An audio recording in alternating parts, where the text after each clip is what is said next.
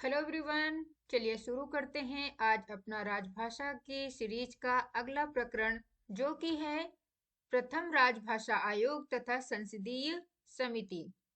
तो पढ़ते हैं ये प्रथम राजभाषा आयोग की स्थापना कब हुई थी और संसदीय समिति किस प्रकार से बनाई गई थी।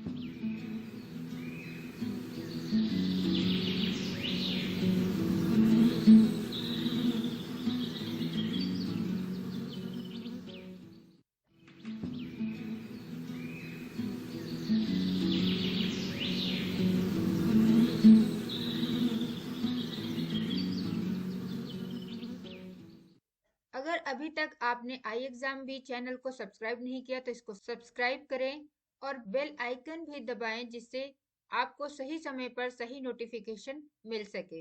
अधिक जानकारी के लिए आप इस पर भी कॉल कर सकते हैं। अब हम पढ़ने जा रहे हैं राजभाषा आयोग के बारे में। तो राजभाषा आयोग का जो आधार है, जो उसका बेस है, वो किस प्रकार से बनाया गया था, तो उसको जानना आवश्यक है। तो यहाँ पर जैसा कि हमने अपनी पिछले प्रकरण में, पिछले वीडियोस में हमने एक टॉपिक पढ़ा था, संघ की भाषा, जिसमें आर्टिकल या अनुच्छेद 343 और 344 हमने पढ़ा था। 343 के अनुसार संघ की जो भाषा होती है वो होती है हिंदी होगी, और उसकी लिपि क्या होगी, देवनागरी होगी। और अंकों का जो स्वरूप होगा वो अंतरराष्ट्रीय स्वरूप होगा, भारतीय अंकों का। जबकि 344 में बताया गया था कि राजभाषा के संबंध में एक आयोग और संसद की राजभाषा समिति का गठन किया जाएगा। अनुच्छेद 344 में कई सारे बिंदु दिए गए थे, जिसको हम 344(1), 344(2), 344(3), 344(4), 5 इस तरीके से हम उसको पढ़ते हैं। यहाँ पर 344 में अगर हम बात करें तो यहाँ पर 344(1) के अनुसार आयोग का गठन का उल्लेख मिलता है, और ये गठन बताया गया था कि किस प्रकार से गठन होगा, कि राष्ट्रपति इस संविधान के प्रारंभ से 5 वर्ष बाद की समाप्ति पर, और प्रारंभ होने से, ये हमने अपनी पिछली वीडियोज में सारी चीजें बताई थी कि आयोग का गठन होने के लिए संविधान के द्वारा कहा गया था कि संविधान के शुरू होने से 5 वर्ष की समाप्ति पर और तत्पश्चात ऐसे प्रारंभ से 10 वर्ष की समाप्ति पर आदेश द्वारा एक आयोग का गठन करेगा। और आदेश कौन देगा, राष्ट्रपति देगा। यानी राष्ट्रपति के आदेश के द्वारा 344(1) के तहत आयोग का गठन किया जाएगा। और उसमें जो सदस्य होंगे वो 8वीं अनुसूची में जो विभिन्न भाषाओं का प्रतिनिधित्व करने वाले लोग हैं, उनको उसका सदस्य बनाया जाएगा। अब यहाँ पर आर्टिकल 344(2) में आयोग का कर्तव्य बताया गया था, जबकि 344(4) में समिति के गठन का उल्लेख मिलता है। समिति का गठन जो होगा वो 30 सदस्यों से मिलकर बनेगा, और जिसमें 20 सदस्य जो होंगे वो लोकसभा से होंगे और 10 जो होंगे वो राज्यसभा से होंगे। तो इस प्रकार से अनुच्छेद 344(4) में समिति के गठन का उल्लेख मिलता है। जबकि अनुच्छेद 344(5) की बात करें तो इसमें समिति का कर्तव्य बताया गया था कि समिति का जो कर्तव्य है वो राष्ट्रपति को आयोग की सिफारिशों की परीक्षा करने के बाद अपना प्रतिवेदन देना होगा। इस प्रकार से 344 में इन सभी चीजों का उल्लेख मिलता है।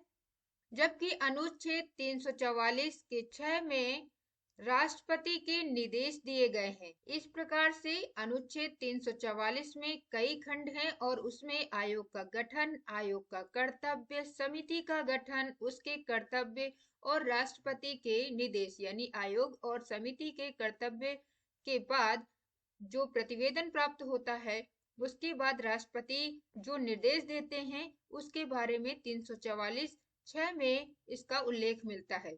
अब बात करते हैं कि राजभाषा आयोग के बारे में। तो जैसा कि हमने पढ़ा कि 344(1) के तहत राजभाषा आयोग का गठन राष्ट्रपति को करना था।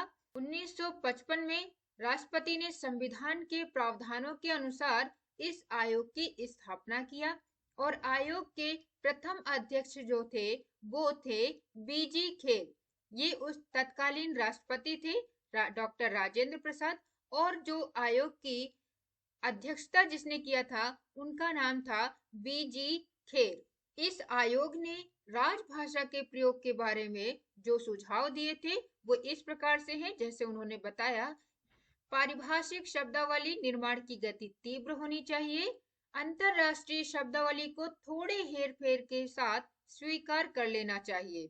जबकि अगला उनका जो सुझाव था वो था 14 वर्ष की आयु तक प्रत्येक विद्यार्थी को हिंदी का ज्ञान करा दिया जाना चाहिए।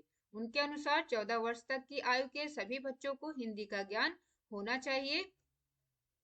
जबकि अगला सुझाव इस प्रकार से था कि प्रशासनिक कर्मचारियों को, जो भी एक प्रशासनिक कर्मचारी है, उनको निश्चित अवधि के अंदर, यानी जो टाइम लिमिट दिया गया है उसके अंदर हिंदी का कार्य साधक ज्ञान प्राप्त हो जाना चाहिए।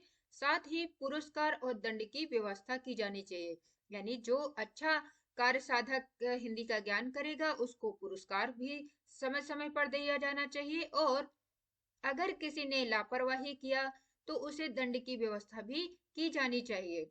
अगला सुझाव था कि प्रतियोगी परीक्षाओं में हिंदी का एक अनिवार्य प्रश्न पत्र रखा जाना चाहिए। सभी जो एग्जाम्स होंगे उसमें एक कम से कम एक जो प्रश्न पत्र हो वो हिंदी का होना चाहिए। इन सुझावों में से एक ये भी सुझाव था कि देवनागरी लिपि को अखिल भारतीय लिपि के रूप में विकसित किया जाना चाहिए। हिंदी के विकास का जो दायित्व है वो सरकार की एक प्रशासकीय इकाई पर डाल देना चाहिए, ये भी ऐसा सुझाव दिया गया था।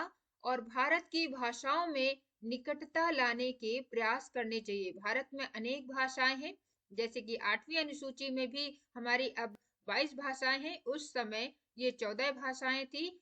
तो यहाँ पर जितनी भी भारतीय भाषाएं हैं उनको आपस में एक दूसरे के निकट लाने का प्रयास करना चाहिए, ऐसा सुझाव आयोग द्वारा दिया गया था। साथ में ये भी सुझाव दिया गया था कि उच्च न्यायालयों में क्षेत्रीय भाषाओं का प्रयोग होना चाहिए। जितने भी भारत में उच्च न्यायालय हैं, हर राज्य में उच्च न्यायालय की व्यवस्था की गई है। जो कामकाज होगा उसमें क्षेत्रीय भाषाओं का प्रयोग होना चाहिए। इस तरीके से यहाँ पर राजभाषा आयोग के द्वारा कुछ सुझाव दिए गए थे कि हिंदी के प्रति इस प्रकार से काम किया जाना चाहिए। अब हम बात करते हैं संसदीय राजभाषा समिति की।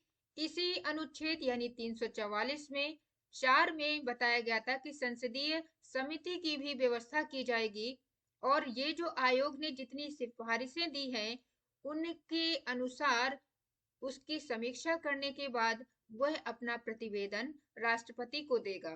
तो यहाँ पर जो संसदीय राजभाषा समिति के द्वारा बताया गया है कि राजभाषा आयोग की सिफारिशों की जांच करने, यानी जो भी आयोग ने सिफारिशें की थी उसका जांच करने तथा उस पर अपनी राय का प्रतिवेदन का मतलब रिपोर्ट राष्ट्रपति को प्रस्तुत करने के लिए संविधान के अनुच्छेद 344 के खंड 4 के अनुसार सितंबर 1957 में इसका गठन किया गया था। और इस गठन के अनुसार इसमें 30 सदस्य होने चाहिए थे, जिसमें से 20 सदस्य जो हैं वो लोकसभा से और 10 जो हैं वो राज्यसभा से होने चाहिए थे। संसदीय राजभाषा समिति गठित की गई, जिसकी अध्यक्षता तत्कालीन गृह मंत्री गोविंद बल्लभ पंत ने की थी। ये प्रश्न बनता है राजभाषा में कि जो राजभाषा समिति है, संसदीय राजभाषा समिति, उसकी अध्यक्षता सबसे पहले किसने किया था? तो उस समय जो तत्कालीन गृह मंत्री थे गोविंद बल्लभ पंत, उन्होंने इसकी अध्यक्षता किया था। इस समिति की जो पहली बैठक थी वो नवंबर 1957 में हुई थी, और बहुत सारे विचार विमर्श के बाद इस समिति ने 1959 में राष्ट्रपति को अपनी रिपोर्ट प्रस्तुत की थी। इस समिति की जो अध्यक्षता किया था गोविंद बल्लभ पंत, ये उनकी तस्वीर है यहाँ पर।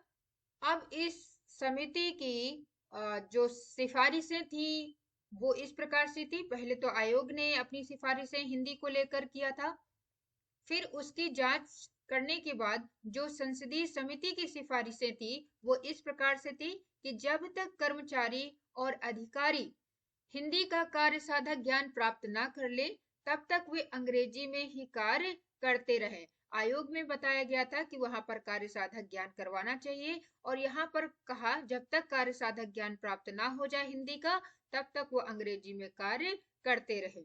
अगली उनकी जो सिफारिश थी वो थी कि 45 वर्ष ऊपर के उम्र वाले जो कर्मचारी हैं उनको हिंदी के प्रशिक्षण से छूट दे देनी चाहिए। यानी सिर्फ 45 वर्ष से नीचे के जितने भी कर्मचारी हैं, प्रशासनिक कर्मचारी, उनको तो हिंदी का कार्य साधक ज्ञान करवाना चाहिए, उनको प्रशिक्षण करवाना चाहिए। लेकिन अगर उनकी आयु जो है वो 45 वर्ष से अधिक की है तो उनको इस चीज के लिए छूट मिलनी चाहिए।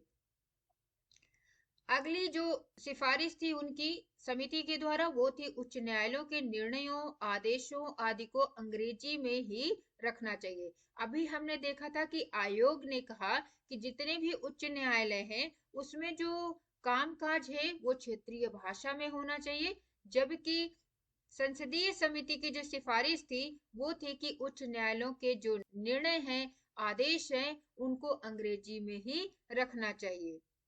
केंद्रीय सेवाओं में परीक्षाओं के माध्यम के रूप में अंग्रेजी को ही बने रहने देना चाहिए, और ये भी बताया गया कि जो परीक्षाएं हैं आयोग के द्वारा वहां पर हिंदी को अधिक महत्व दिया गया था, जबकि यहाँ पर संसदीय समिति ने कहा कि जो केंद्रीय परीक्षाएं होती हैं, सेंट्रल सर्विसेज होती हैं, उनकी जो परीक्षाओं के माध्यम है उसमें अंग्रेजी को बने रहने देना चाहिए। 1965 के बाद, और ये भी साथ साथ में बोला कि 1965 के बाद हिंदी प्रधान भाषा हो जाए, क्योंकि संविधान के बनने के 15 वर्षों तक की बात की गई थी यहाँ पर, इसलिए यहाँ पर बताया गया कि 1965 के बाद हिंदी प्रधान भाषा हो जाए। तो इस प्रकार से संसदीय समिति ने आयोग की जांच करने के बाद, आयोग की जो सिफारिशें थी उनकी जांच करने के बाद इस प्रकार से एक रिपोर्ट तैयार किया, और वो राष्ट्रपति को सौंपी जाएगी। और राष्ट्रपति आयोग की सिफारिशों और जो संसदीय समिति की सिफारिशें हैं उनकी जांच करने के बाद यहाँ पर 1960 में एक आदेश निकालते हैं जिसमें से कई बिंदु होते हैं, और राष्ट्रपति के आदेश 1960 के नाम से वो जाना जाता है।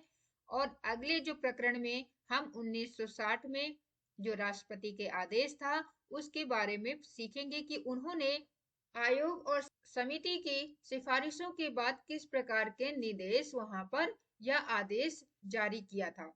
तो ये अगली प्रकरण में हम पढ़ेंगे। तो आज के लिए हमने पढ़ा कि आयोग और समिति की जो गठन है वो किस प्रकार से किया गया, किस अनुच्छेद के द्वारा यहाँ पर उनका गठन किया जाता है, और आयोग ने और समिति के जो सिफारिशें थी उसमें किस प्रकार से अंतर था।